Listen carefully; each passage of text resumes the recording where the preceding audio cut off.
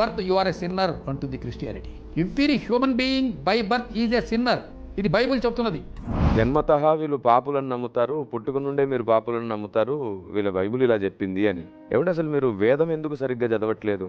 ఋగ్వేదంలో 7వ మండలం చాలా స్పష్టంగా 86వ సూక్తం 5వ మంత్రంలో రాయబడింది కదా.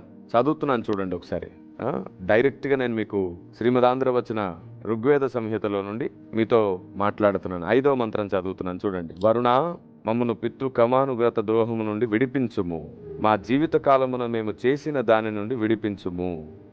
అంటే పితరుల నుండి వస్తున్న పాపం మా మీద ఉంది, మమ్మల్ని విడిపించు అని అంటున్నాడు.